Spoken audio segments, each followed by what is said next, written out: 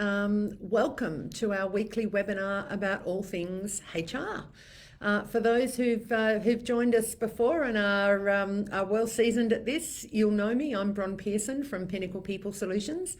For those who are joining us for the first time, either live or seeing this after it's been recorded, welcome. It's absolutely delightful to have you with us this evening. A little bit about us. So Pinnacle People Solutions, here at Pinnacle People Solutions, we provide human resource services, advice, support, solutions, strategies, you name it, to regionally based small to medium-sized businesses and not-for-profit organisations. And we are here to help you and your business to adapt and to thrive. You can contact me and my fantastic team anytime via Facebook, email, telephone, or visit our website at pinnaclepeoplesolutions.com.au. And we'd be delighted to speak with you, get to know you, and to potentially help you in your business forward. So as a continuation of our COVID-19 employer advisories, each Thursday evening at 5:30 p.m, here we are. We will be doing a deep dive into a particular HR topic to provide information and insights on topics of interest to regionally based business. So if you have anything you'd particularly like to hear about, don't hesitate to get in touch. We're very happy to do a deep dive into topics that our listeners and our clients are asking us about. If you are watching this on Facebook, you can subscribe to receive notifications of when we are going live on Facebook by clicking the bell icon in the top right corner of your screen. You'll never miss a HR update or webinar ever again. So if that appeals to you, then go ahead and click the bell icon in the top right corner of your screen.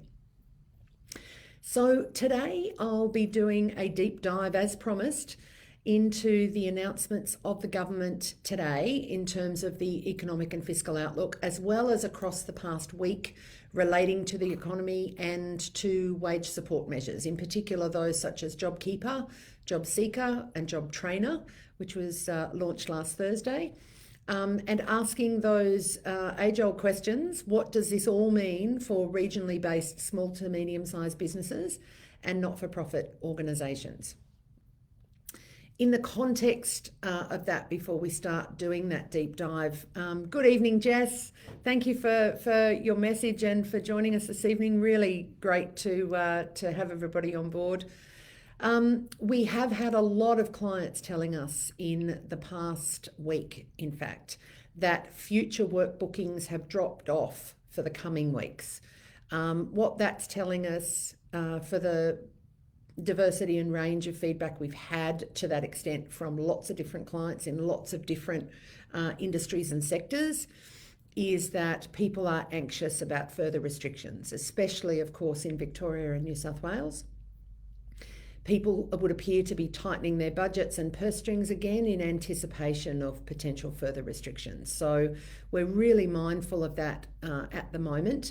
The clients that we've spoken to that have that dynamic coming to them in their businesses, we've spoken to them about the opportunities available to them, those that are JobKeeper eligible employees and have JobKeeper eligible employees and are a JobKeeper eligible employer around the JobKeeper enabling directions, and that if work volume starts to pull back again, then what their options are in terms of reducing hours and wages, as well as and the associated amount needing to be paid, not less than JobKeeper, of course, and also potentially looking at eating into leave liabilities and so forth as well. So don't hesitate to get in touch with us if you might need some support and assistance in planning around that. If you've noticed yourself that future work bookings have dropped off for the foreseeable month or two, then we're very happy to talk with you about what that might mean and what your options might be in terms of trying to save some dollars, because for most people, their staffing costs are their most significant costs in their budget. So What we know from today's economic and fiscal outlook is that around 709,000 jobs were lost to coronavirus in the June quarter. The official unemployment rate is 7.4%, but of course that fails to account for people attached to jobs thanks to the JobKeeper subsidy or people who have left the workforce. It's the government's contention that the effective unemployment rate is 11.3%, down from more than 13% in recent weeks, but it does expect the official and effective unemployment rates to converge in the months ahead. Obviously, there's been an acknowledgement by the Treasurer and others that further restrictions and outbreaks would likely affect the forecasted 9.25% unemployment rate forecasted for the end of the year, and that the Treasurer is expecting unemployment would be at elevated levels into early next year. And in fact, the unemployment rate expected by Christmas is 9.25%, but that of course excludes those on JobKeeper, those who've left the job market altogether, and that will equate to about an additional 240,000 people looking for work on top of the 992,000 that are currently out of work. The Treasurer has forecasted taking a very different approach to how to manage the size of the deficit that we're staring down the barrel of. Historically, the best way to obviously look at getting the economy growing again is the Treasurer's anticipation of trying to grow the economy at a full percentage point above the trend, which is about 2.75%, for 5 consecutive years. But the problem is you have to go back to the 1960s before you see any evidence of that kind of a run. So repaying and paying down debt in the past has been built on strong wages growth, high inflation, and population booms, but none of those factors is likely to be raising itself in the future, made worse by the fact that the Reserve Bank is not able to slash interest rates to stimulate another pulse of growth in the economy. So this is really challenging. This would be challenging for any government, obviously challenging for our existing government. So that being said, just in terms of the overall picture of the economic and fiscal update that we've had today from the Treasurer, I think the most important things that employers are going to want to know about is the kinds of things that are going to directly impact them and their capacity to keep staff and so forth. So I'm going to deep dive into those. The first and probably the most pressing, certainly from all of the feedback that we've been getting and the concerns that employers have been expressing to us, is to understand the changes to JobKeeper. And it's being referred to, it was announced Tuesday, a couple of days ago, of course, and it's been referred to now as JobKeeper 2.0. So what that means is that the government has announced an extension to the JobKeeper program, but payment amounts will be cut. Before I deep dive into that a little bit further, what it also means, however, and this is really important for employers to know and for employees that may be JobKeeper eligible into the future of the program to know, and that is that we've had confirmed that the extension of JobKeeper does mean that the changes that were introduced to the Fair Work Act at the time that JobKeeper and JobSeeker were brought into play will also extend to the 28th of March 2021 alongside the extension of JobKeeper itself. So that is good news for employers, but because it continues that level of flexibility and the capacity to put into place JobKeeper enabling directions for those employers that are going to continue to be eligible. So let's have a bit of a look at what that extension or JobKeeper 2.0 actually looks like. So what we know is that the JobKeeper wage subsidy will continue until March 2021, so March next year, but payments will drop to $1,200 a fortnight from late September. So when the scheme was initially due to finish up, which is the 27th of September, I think it is. So it will drop to $1,200 a fortnight before tax from late September, and then again to $1,000 a fortnight from January 2021. The JobKeeper wage subsidy will continue until March 2021. That's, as I said, following on from when the fact that the JobKeeper payment was due to finish on the 27th of September next year. It will now remain available for eligible employers until the 28th of March 2021. The federal government has also tweaked the scheme whereby employees who work less than 20 hours a week or worked less than 20 hours a week before the pandemic hit will receive $750 and then $650 respectively. So at the time that the payments are dropping to $1,200 and $1,000 for full-time workers, for those who worked less than 20 hours a week before the pandemic hit, they will get a reduction to $750 from the 28th of September, and then $650 from January 2021. Obviously, the extension of support recognised Australia's economic recovery is still in its early stages, and a number of businesses and individuals remain significantly affected by the global pandemic. The government's focus does remain, as we can clearly see across all levels of government, on reopening the economy where it's safe to do so. But extending these measures, the government says, recognises that some parts of the economy will continue to be affected and will continue to need support. What they have also acknowledged, though, is the reality that all of us working in this space know, and that is that as a result of the pandemic, businesses have and will close, and people will continue to lose their jobs. But the extension of the coronavirus supplement and a new skills package to help people transition from welfare to work, which we will talk more about shortly, which is the job trainer announcement that was made last Thursday, is being put into place to try and cushion some of that impact. The intention of the extension of JobKeeper beyond September and into to nearly the end of March next year is to help businesses stay in business and Australians in jobs as the economy does reopen, assuming that is able to continue to happen.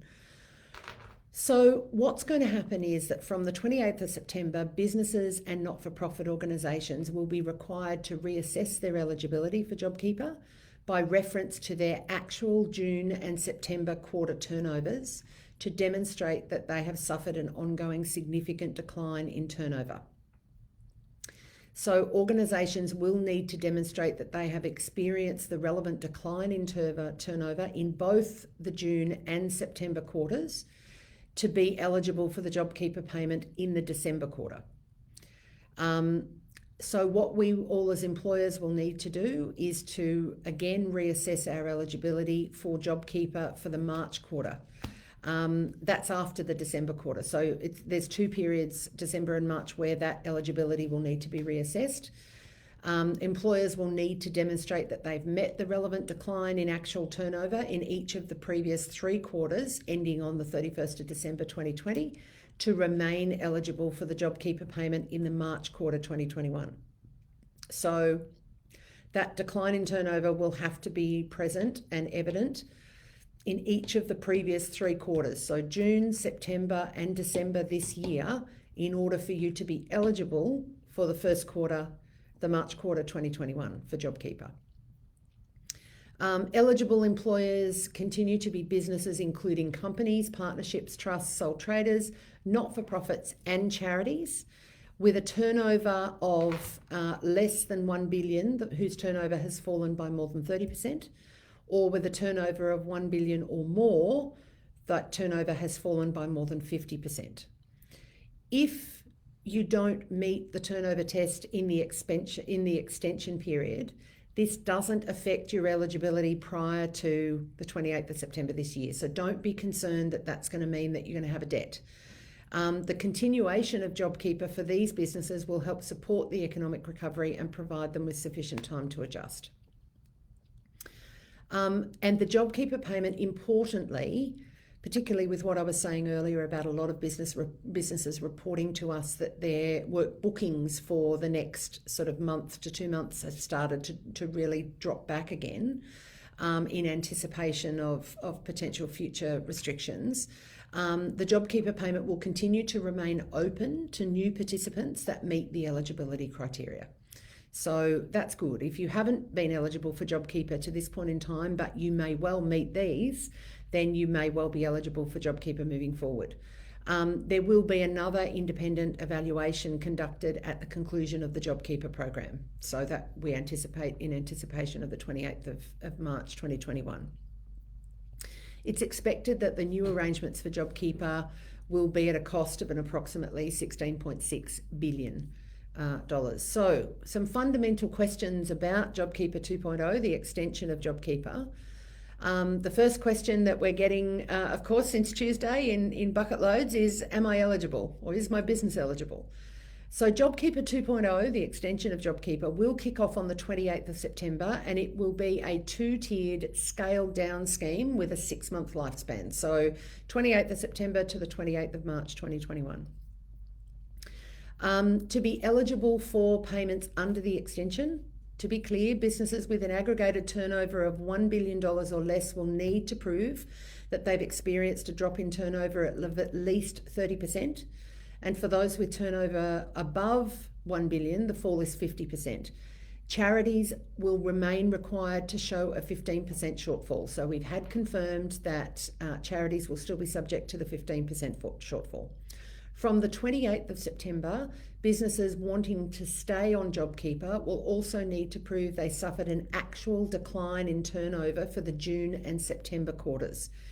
To keep receiving JobKeeper into 2021, on 4th of January 2021, businesses will need to reconfirm their turnover shortfall for each of the June, September and December 2020 quarters, as I mentioned before.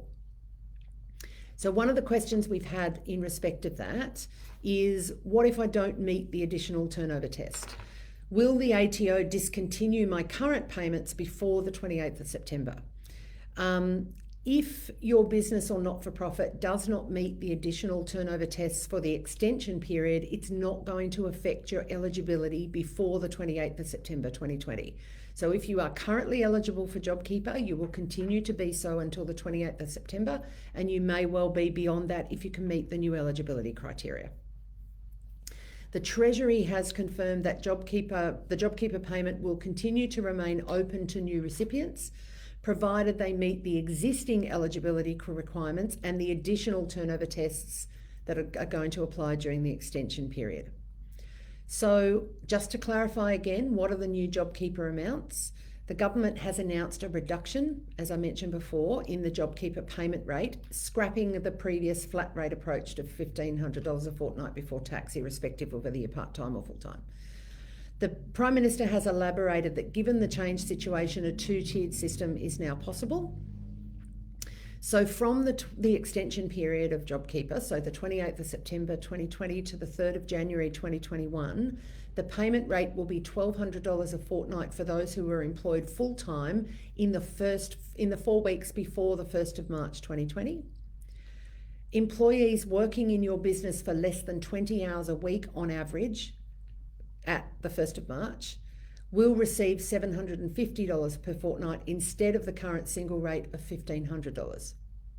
From the 4th of January 2021 to the 28th of March 2021, the payment rate will be decreased to $1,000 a fortnight for full-time workers and $650 for part-time workers working 20 hours a week or less. The government has confirmed that businesses and not-for-profits entering JobKeeper 2.0, so entering the extension period, will be required to nominate which payment rate they are claiming for each of their eligible employees or business participants. So by that, we mean the $1,000 or $1,200 as it will start, and then $1,000, or the $750 as it will start, and then $650 for full-time and part-time people. So one of the other questions that we've had is, will there be an alternative test? So the Commissioner of Taxation will have the discretion still to set out alternative tests where an employee's or business participant's hours were not usual during the February 2020 reference period. For example, this will include where the employee was on leave, volunteering during bushfires, or not employed for all or part of February 2020. Guidance will be provided by the ATO where the employee was paid in non-weekly or non-fortnightly pay periods, and in other circumstances, the general rules don't cover. So the JobKeeper payment will continue to be made by the ATO to employees in arrears. That's going to continue to be the case. So as employers, you will need to continue to be required to meet the wage conditions, which means you'll still need to make payments to employees equal to or higher than the amount of the JobKeeper payment before tax, based on the payment rate that applies to each individual employee that may be covered by JobKeeper. So,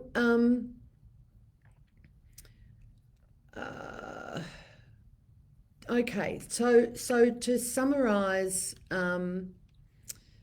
what the JobKeeper, bear with me, the JobKeeper changes are, we've effectively got an extension of the JobKeeper scheme for a further 6 months until the 28th of March 2021.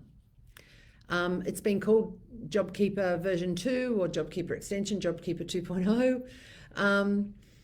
The existing JobKeeper rules will continue to apply as originally introduced until the 27th of September. The new JobKeeper 2.0 or JobKeeper extension will apply for an additional 6 months from the 28th of September to the 28th of March. The current $1,500 a fortnight JobKeeper subsidy is to be reduced with effect from the 28th of September under a two-tiered approach, and is also based on average working hours as at the 1st of March. Under JobKeeper 2.0 or the JobKeeper extension, the decline in turnover tests will now be based on actual rather than projected turnover. The existing JobKeeper and JobKeeper extension or JobKeeper 2.0 will continue to be available to new participants in the scheme, provided they meet the relevant tests. This includes carrying on a business and having eligible employees as at the 1st of March 2020. Okay, so there are also new turnover test requirements, just confirming the JobKeeper extension or 2.0 has effectively 2 testing periods to measure decline in turnover. The first is the 28th of September 2020 to the 3rd of January 2021. That's the first testing period. And the second testing period is the 4th of January 21 to 28th of March 21. Under the first testing period, businesses must satisfy the decline in turnover test based on actual turnover during the quarters ending June and September 2020. And that's compared to the same period in 2019. Under the second testing period, businesses must satisfy the decline in turnover test based on actual turnover for the quarters ending June 2020, September 2020, and December 2020. This is also compared to the same period in 2019.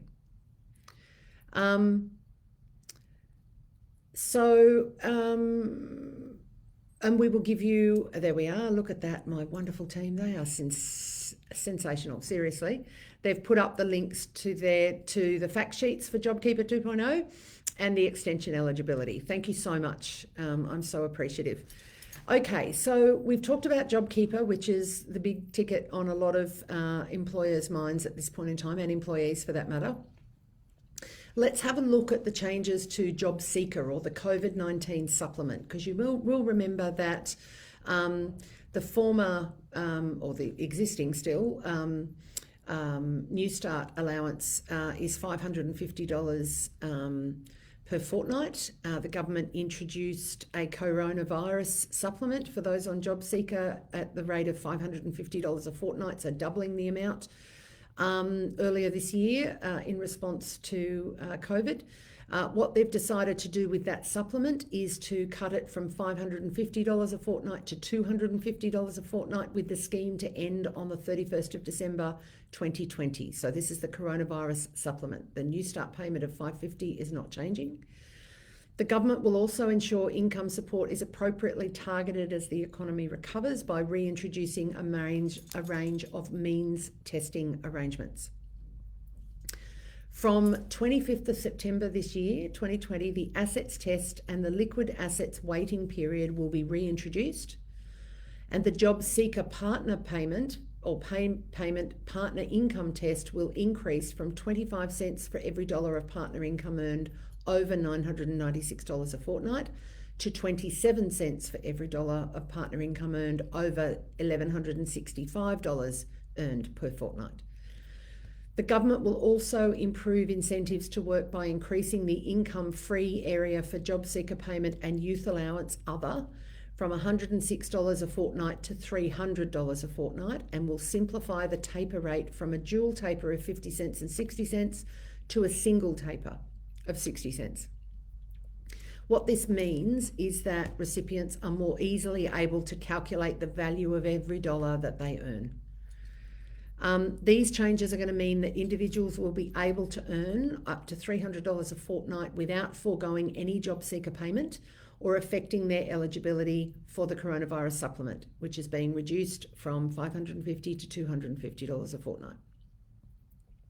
The expanded criteria for the job seeker payment and youth allowance other will continue to provide payment access for permanent employees who are stood down or lose their employment, sole traders and the self-employed until the 31st of December 2020.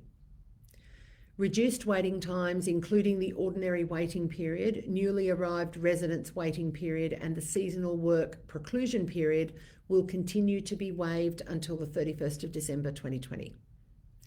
The new arrangements for the coronavirus supplement are expected to cost an additional $3.8 billion. Okay, so they are questions and answers about JobKeeper 2.0 or the JobKeeper extension, and also the changes to Job Seeker, and in particular the coronavirus supplement.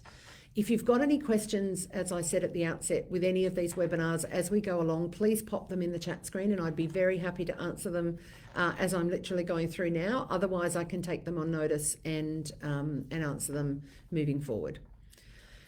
So the other thing that there's two other elements that have formed part of the government's economic response to coronavirus and what's happening more recently has been the Coronavirus Small to Medium Enterprise Guarantee Scheme. So what is the updated SME Guarantee Scheme? So the Coronavirus Small to Medium Enterprise Guarantee Scheme was first announced as part of the government's $66 billion stimulus package back in March.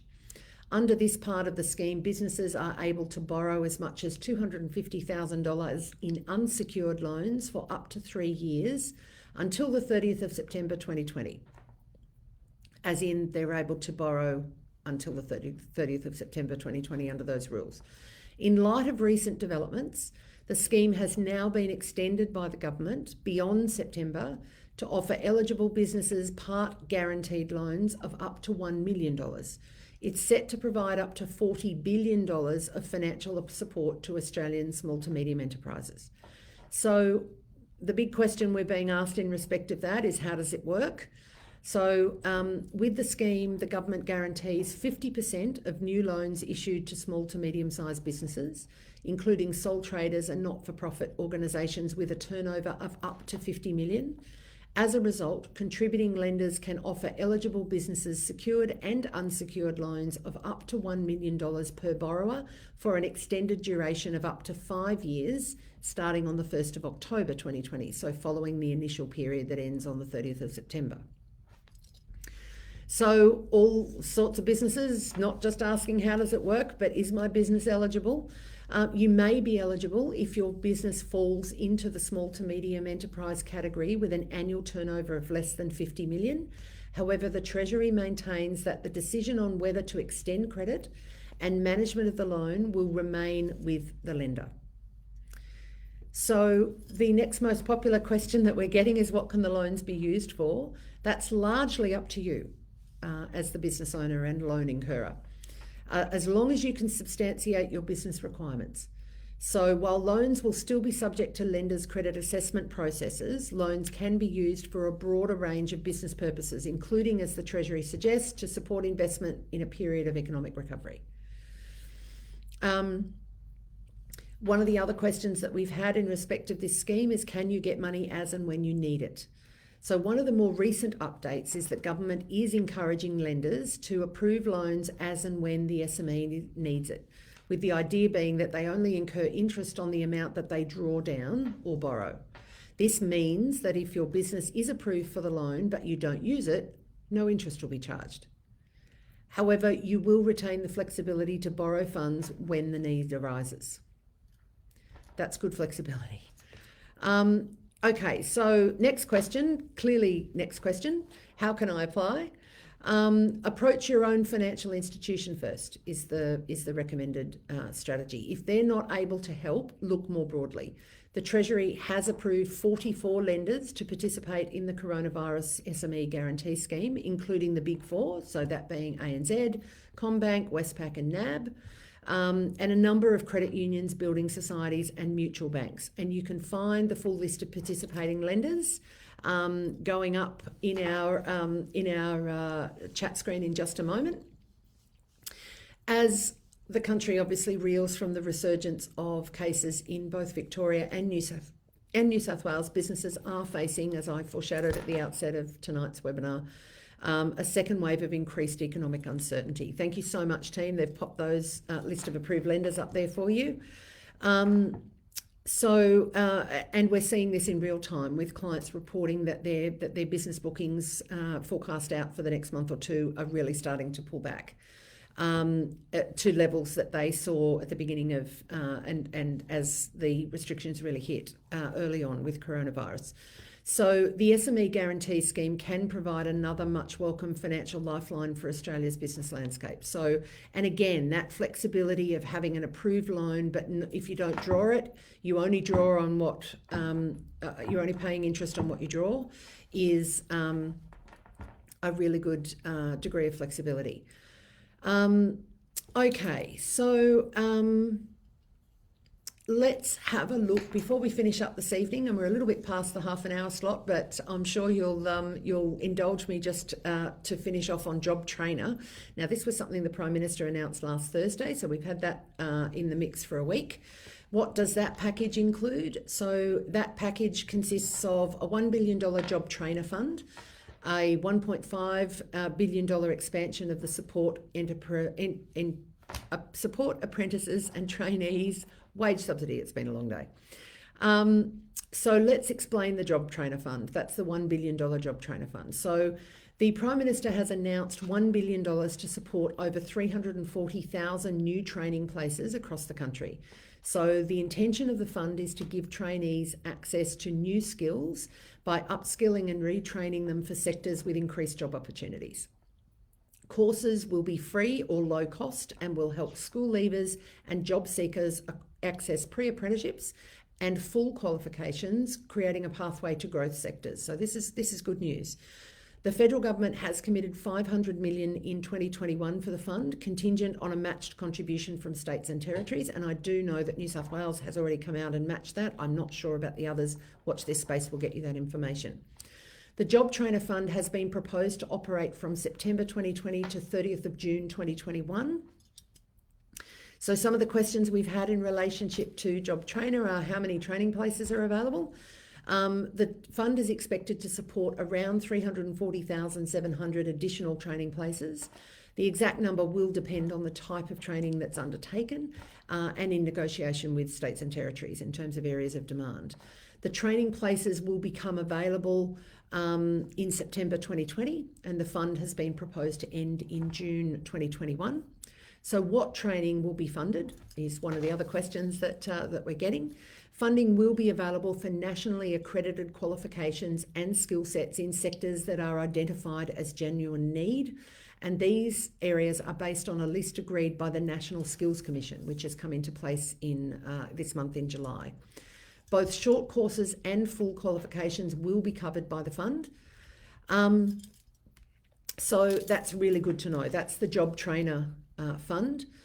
Next up, and is something that has been of particular interest to some of our clients, particularly those that have missed out on the first round of the Supporting Apprenticeships and Trainees Wage Subsidy because it was confined to a size of businesses that a lot of our businesses exceeded. Good news is that the Supporting Apprentices and Trainees measure provides a wage subsidy to help employers keep their apprentices and trainees in work. The initial program was announced in March 2020 this year to help continue development of skilled labour during the COVID-19 pandemic. As part of the recent job trainer announcement, so last Thursday's announcement by the PM, a further $1.5 billion is being made available to expand and extend the subsidy. So how many businesses and apprentices will the subsidy support? The expansion of the supporting apprentices and trainees wage subsidy will support around 90,000 businesses, employing over 180,000 apprentices across Australia. The wage subsidy will cover 50% of wages paid to apprentices and trainees up to $7,000 per quarter. Who's eligible? So eligibility for the subsidy will be increased from small businesses, which is what the criteria were when the program began in March this year, to include medium-sized businesses with 199 or fewer employees. So that really opens the prospect of that wage subsidy for larger employers or medium-sized employers, but those with under 199 staff. A business will need to have an apprentice in place from the 1st of July this year in order to be eligible. So employers of any size and group training organisations that re-engage and out of trade apprentice or trainees are also eligible. Very important note. One of the questions we've had around that too is, does this wage subsidy only apply to those not eligible for JobKeeper?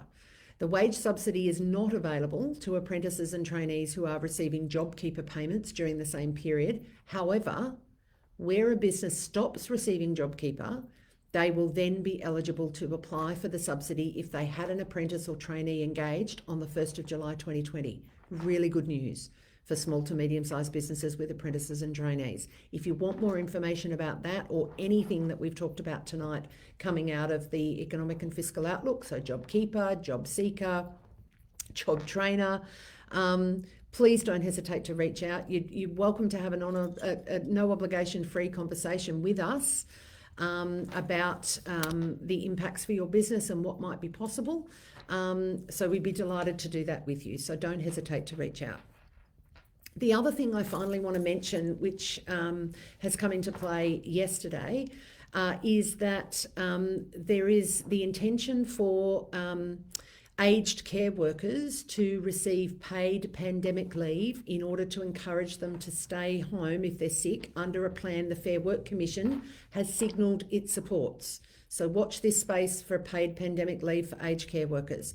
So the Fair Work Commission, which is of course the independent tribunal that's responsible for Australia's industrial rules, said yesterday that it was looking to give staff in aged care homes paid pandemic leave because of the rapidly rising number of cases in Victoria, where at least 40 aged retirement homes have recorded active infections. And in fact, you might have heard some of the commentary of the Victorian Premier, Daniel Andrews, and the changes that have been introduced into the aged care sector in Victoria around casuals, and casuals only working at one site, not multiple sites, because the greatest increase in cases in Victoria has come about in workplaces. There's been a 40% increase in workplaces, and particularly around casuals working in multi-sites. So this is partly associated with that.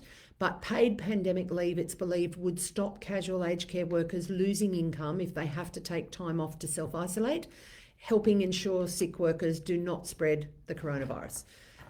Interestingly, the unions have been pushing for paid pandemic leave, which the Commission rejected earlier in July, saying the circumstances did not justify it at the time, but they're obviously reviewing that now in the light of the spike in cases, and in particular the spike in cases in the aged care sector in Victoria in particular. Okay, so we've overviewed JobKeeper changes, JobKeeper 2.0 and the JobKeeper extension. We've overviewed the changes to the coronavirus supplement associated with or referred to as Job Seeker. Coming up, we've given you an overview of Job Trainer. All of these that we've given you an update on tonight will be included in a fact sheet, which will be up on our website fairly shortly in the next 24 hours or so. Some of the practical realities coming out of tonight's update are, first and foremost, make sure you understand your obligations as an employer and are prepared for life after JobKeeper. If you're currently JobKeeper eligible, then that's going to finish on the 28th of September unless you can meet the new eligibility criteria. If you're not currently eligible for JobKeeper, but you might be under the new extended supplement, we'd be happy to talk to you about what that looks like. So make sure you understand your employment obligations and are prepared for life after JobKeeper. Keep records, put everything in writing. Very, very important. We're starting to see some spiking levels of complaints going through to the Fair Work Commission. If you end up in that situation, you want to make sure you've got records and everything's been put in writing. Check all of your employment contracts and put appropriately worded employment contracts in place if they're not there already. Go beyond the lawful requirements to protect your business and your staff. Make sure you've got good termination clauses in place, and a range of other elements that are really important to have in employment contracts. Do you have good, relevant policy on performance, on conduct, on redundancy? All of those things are incredibly important. And deal now with performance or conduct issues, and do so lawfully to minimise your risk, but also to demonstrate to every other staff member in your business that the behaviour you walk past is the behaviour you accept. So don't accept it. Don't accept poor performance. Do not accept poor conduct. Get in there and deal with it. And we're very happy to help you do that. Make sure you're meeting all of your record keeping obligations. Make sure you first and foremost understand what you need to be keeping, and then make sure that you keep them. Have good, robust policy and procedure. And if you're unsure about anything that we've spoken about tonight, or any of the reality checkers that I've just given you, please get advice. It's no obligation to do that. So thank you so much for joining us this evening. This video will remain online on Facebook, on LinkedIn, on YouTube, and our website if you'd like to catch up or watch again later. We will also be producing a fact sheet, as I said, based on the information that we provided to you this evening, that you'll be able to download from our website. You can also sign up for a weekly digest of our Thursday webinar, associated fact sheet, and Monday news updates to be delivered to your inbox every Tuesday on our website. So you can get up on our website and sign up to that weekly digest if you'd like that. Please join us for our Monday news update next Monday at 9:15 on Facebook Live to catch up on all the important news from this last week, both COVID related and general HR. So our webinar next Thursday will feature an interview with the lovely Tina Allen, the Secretary Manager at Corindi RSL Club. She'll be sharing her experiences of putting an updated HR and health and safety framework in place, why the club did it, how they're meeting their obligations and minimising their risk, and what was involved for them. So tell all your colleagues, friends and family who want to know what's next, and what they need to put in place in terms of HR in their business, and tune in at 5:30 with us next Thursday when we talk to Tina. In the meantime, please hug the people that you can and wave cheerily at those that you yet can't. Stay safe, stay socially distant, wash your hands, and we'll really look forward to seeing you on Monday. Thank you so much again for joining us.